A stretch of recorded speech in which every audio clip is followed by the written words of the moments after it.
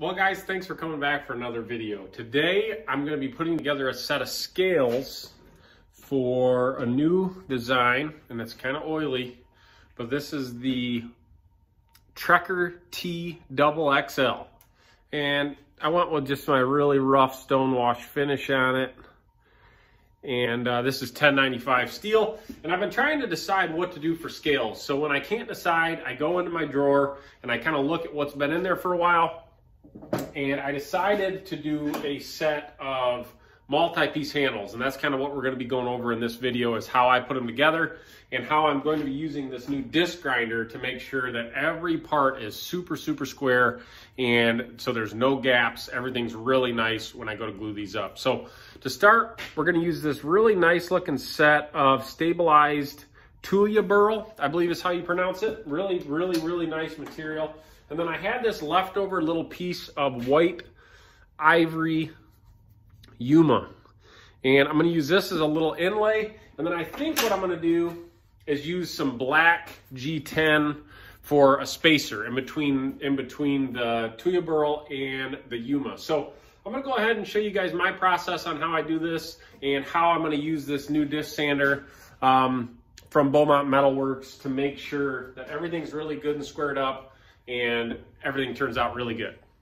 Okay, so let me show you really quick kind of a better idea on what I'm doing. So I quickly kind of traced out my scale, and this is what I want it to look like. Okay, I've got my pinholes, and then that's going to be my inlay with that Juma piece. So the key to this is I've got this piece, which I think is about 2 inches across, and I marked down the middle of it because both of these pieces, when I cut this like this, has to be exactly the same size, or else when you go to glue your scales together, it'll look a little wonky. So the first step that I like to do is cut these at whatever angle you want your inlay to be. For whatever reason, I always do mine on an angle. I think it kind of looks good with how I do the plunge and how the front of my handle scales look.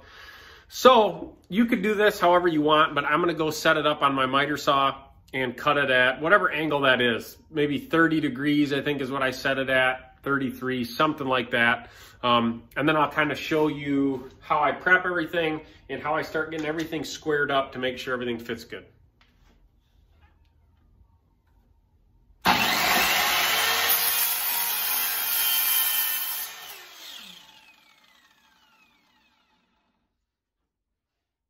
See, I cut them both at the same time.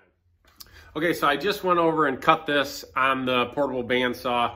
Doesn't have to be perfect because we're going to square everything up. And then I cut 4 pieces of G10. Okay, and this is 0.060 thickness G10. That's what I use for all my spacers and liners. So the whole idea is this is going to be, well, it's kind of upside down for you guys. This is going to go here like this. And then this is going to go in here like this. And then another one, another black piece, and then the rest of that wood. Okay, so you kind of get the idea. Now, the main reason I got this disc sander right here, disc grinder, whatever you want to call it, is for this right here. Is when you cut these things, I mean, right off the miter saw you saw it, this right here is not at all square or clean. It's a horrible cut. And if you can see, so I've got a nice flat piece right here.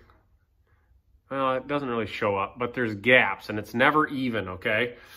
So what I went ahead and did, let me show you guys this really quick, is this disc grinder has a work rest, okay?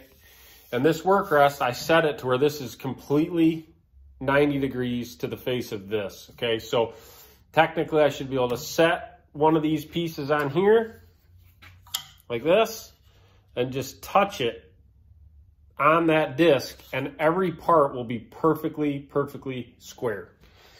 So I'm gonna go ahead and do that and show you guys the process. What I did is I used a 120 grit piece of Rhynowet sandpaper on there, and I attached it using this stuff right here, which is feathering disc adhesive, and supposedly this stuff makes it to where you can peel that sandpaper off and put a new one on without a bunch of mess. So I thought a 120 grit would be good. It'll remove enough material, and it'll also give the scales enough kind of grit for that epoxy to bond to. So I'm gonna flip the camera around and show you guys this process. Okay, so this one does have a speed control, forward and reverse. I'm just gonna run it in forward, and I'm gonna run it really slow and just pay really close attention that everything's nice and square and even, and let the camera roll and see how it goes. So right there, we're at 20% power. Here's my first scale piece. You guys can probably kind of see it cut. I don't think it's going to show up in the camera, but you can tell that that gap right there is just not very even.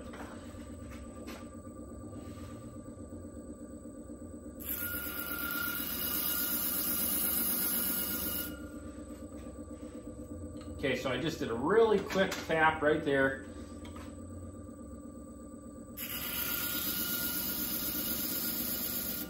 And all I'm doing is getting rid of that, kind of where that saw blade hit that. And we're kind of checking it. And I can already tell that just from doing that right there, it is perfect. I mean, just right on the money. So I'm super, super happy with that. I'm gonna go ahead and do the other one. And then what I have to do with these, because these are my inlay pieces, okay? I have to make sure that these are the same size. I think I already said that. But you can use a micrometer or however you want to do it and make sure that these are perfectly square. I'm obviously going to use the disc grinder as well, and make sure they're the same size. Super, super important. Make sure these are the same size. Okay, so I got both of my set of scales squared up perfectly, and I cannot explain to you how nice this thing is. I've done, if you've been following along, I've made a lot of multi-piece handles, and I always, even with this really good grinder, with a flat platen, with a work rest, it's not perfectly square. A lot of times what happens is you'll get little warps and stuff in your platen, or whatever it is. It's just super tricky to get things squared up as easily as it is with one of these disc grinders. So the main reason I got one of these is for this right here. And I am just super stoked with how good it works. So it's just hard to show, but it's just perfectly square. I mean, just right on the money. And that is gonna make for just a really easy, clean glue up. And I'm gonna get these pieces of Juma squared up and get everything prepped. What I like to do is just take all my little G10 pieces and I square one side, whatever side's going down when I glue up, that's the important side. Scuff everything with like a 40 or 60 grit sandpaper, and then clean it all with acetone before you're ready to epoxy everything together. Just make sure everything's clean, everything's scuffed, and that way you get perfect results. So I'm gonna go ahead and do that right now and check back in a minute.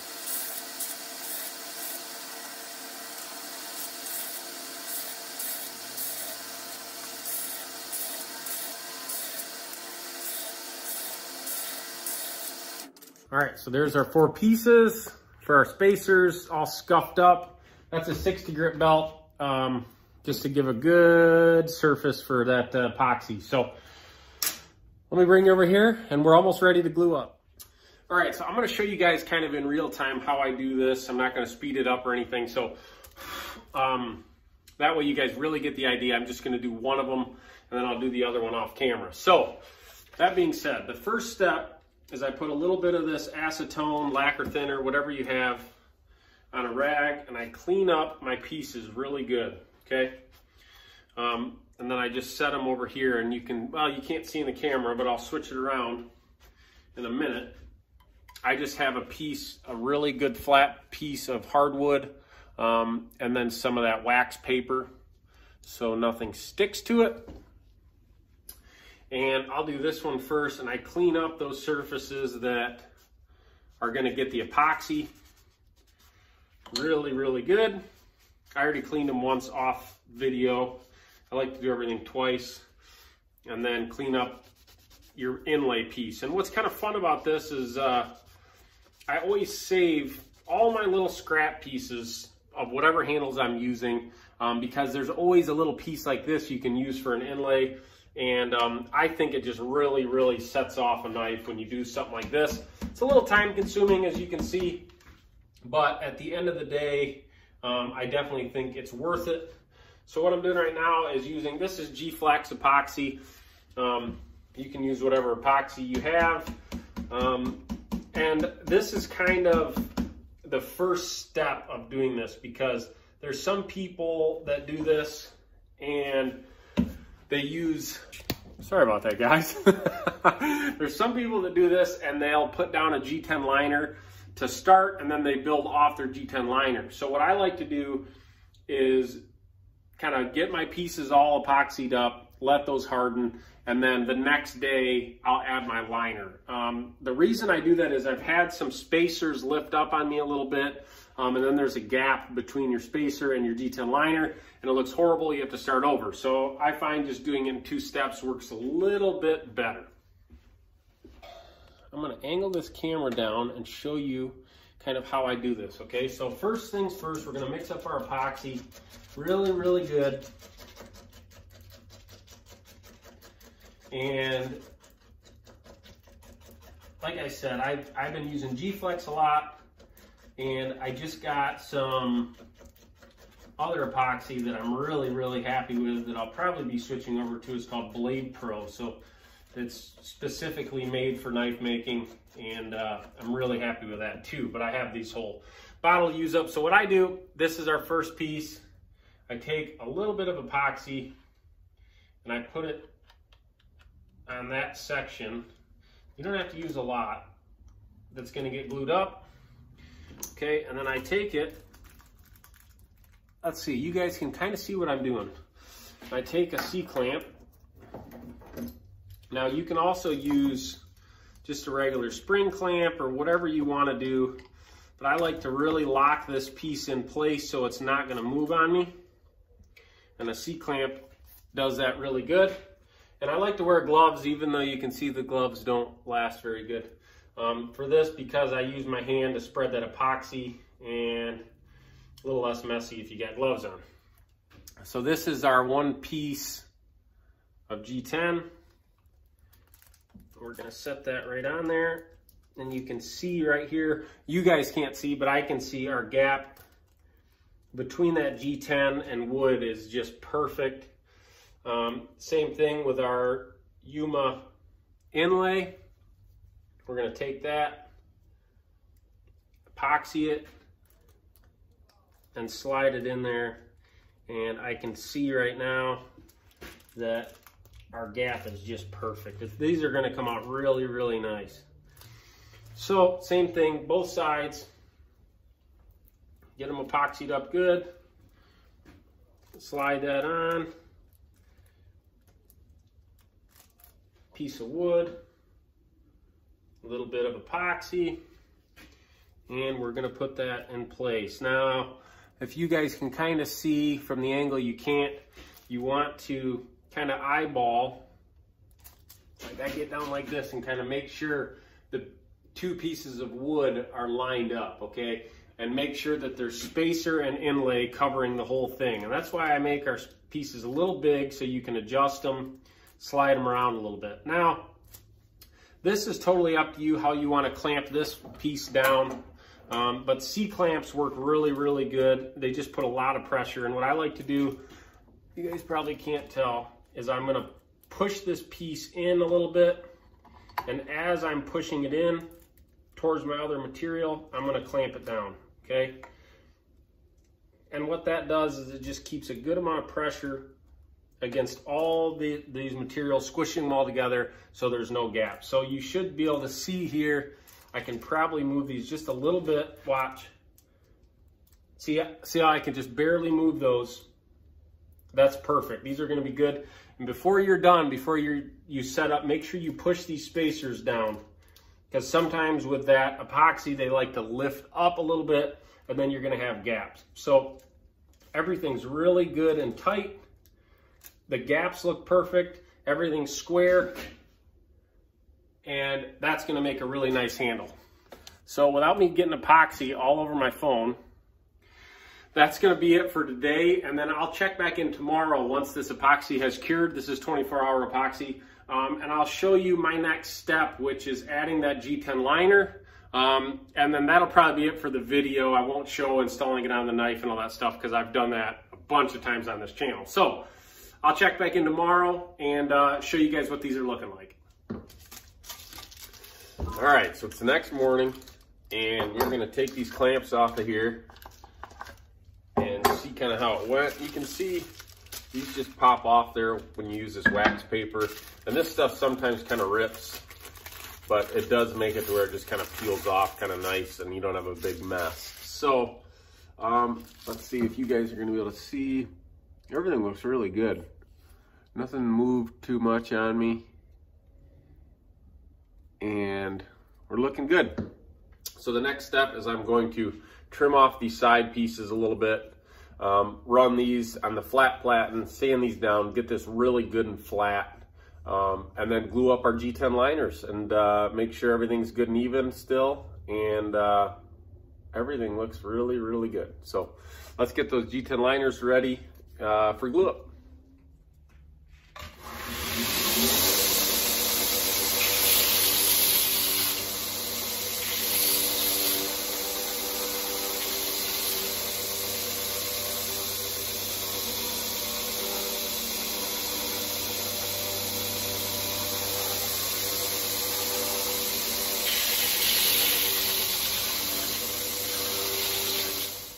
All right, so here you can see I've got this side sanded all down. And now in this step, you can see how important it is to get the widths right on your inlay piece, because everything has to line up really good. And you can see I got both the top and the bottom are lined up really good. Perfect size, no gaps.